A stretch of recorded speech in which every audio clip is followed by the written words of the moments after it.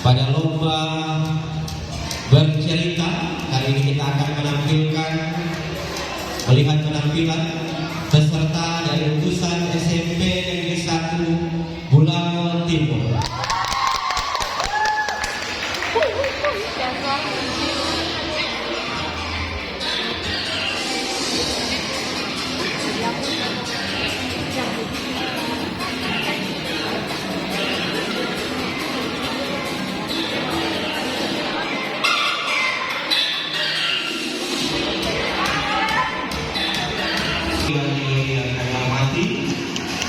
Adalah penampilan peserta dari utusan SMP Negeri 1 Bulango Timur.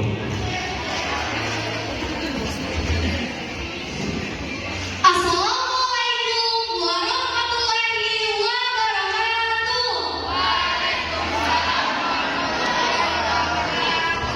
Perkenalkan, nama saya Sri Devi Nasabu, mewakili SMP Negeri 1 Bulango Timur.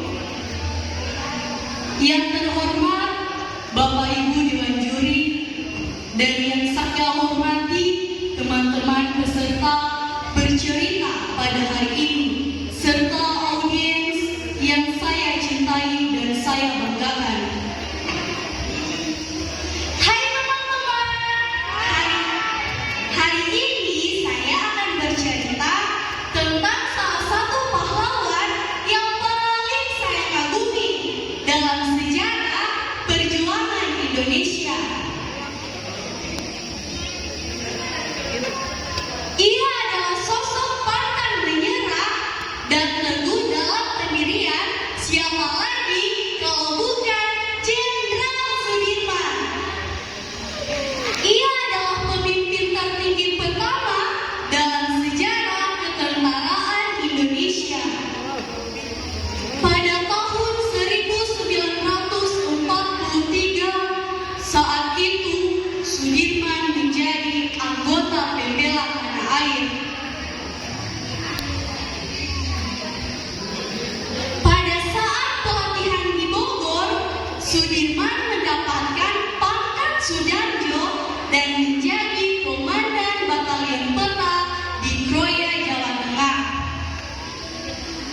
Setelah Indonesia merdeka, Sudirman bergabung menjadi Tentara Keamanan Rakyat atau TKR. Nah, setelah menjadi anggota TKR, Sudirman berhasil merebut senjata Jepang dalam pertempuran di Banyumas, Jawa Tengah. Pada tahun 1945, Sudirman dilantik sebagai jenderal. Pada akhir tahun 1948, pasukan Jenderal Sudirman selalu diikuti oleh Belanda. Akan tetapi, mereka berhasil menghindar dan mendirikan markas besar di Solo. Dari markas besar itulah mereka melakukan serangan pada tanggal 1 Maret 1949. Di sela-sela peperangan, Jenderal Sudirman mengemukakan pidatonya melalui radio yang saat itu menjadi sarana komunikasi dalam perjuangan. Siang harinya, Jenderal Sudirman pun pulang ke rumah untuk berpamitan kepada istri dan anak-anaknya.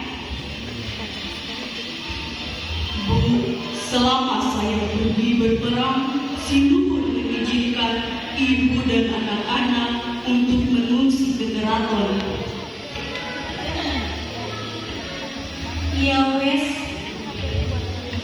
ingin bangsa dipun paringi slamet. Akhirnya Jenderal Sudirman menemui Presiden Soekarno dan mengajaknya bergerilya di hutan. Akan tetapi Presiden Soekarno menolak ajakan Jenderal Sudirman dengan berkata, "Dimas, saya ini presiden, tempat saya di sini. Jika Dimas itu seorang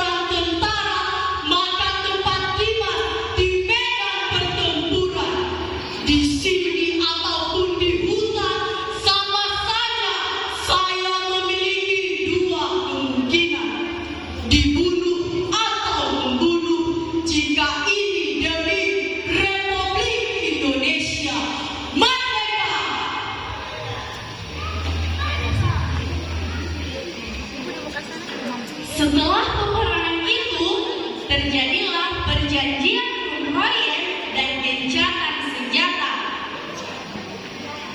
Kemudian, Presiden Soekarno meminta kepada Jenderal Sudirman agar Jenderal Sudirman kembali pulang ke Jogja karena mengingat penyakit yang ia derita. Akan tetapi, Jenderal Sudirman menolaknya dengan berkata,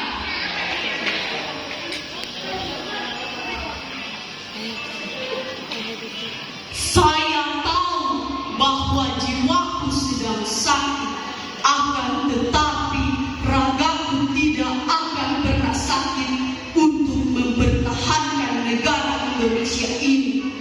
Oleh karena itu, anak-anakku, tentara Indonesia, kamu bukanlah hanya sekedar sewaan, kamu adalah prajurit yang berideologi, yang sanggup melawan keluhuran tanah air. Percaya dan yakinlah kemerdekaan suatu negara yang didirikan atas ribuan jiwa, harta benda rakyat, bangsanya tidak akan pernah dilenyapkan oleh siapapun itu juga.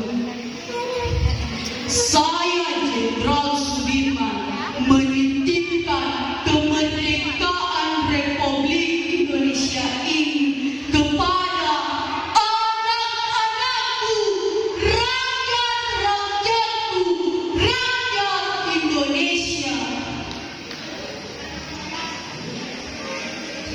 Setelah Jenderal Sudirman berbicara dengan Presiden Soekarno, akhirnya Jenderal Sudirman berangkat bergerilya. Nah, jadi teman-teman, pesan dari cerita yang saya bawakan adalah dalam membela tanah air, kita harus mempersiapkan jiwa, raga, bahkan nyawa untuk kecintaan kita terhadap tanah air. Sekian dari saya. Wassalamualaikum warahmatullahi wabarakatuh. Ya, Bapak Ibu Dewan yang kami hormati, itulah penampilan lomba bercerita dari lulusan SMP Negeri 1 Bulang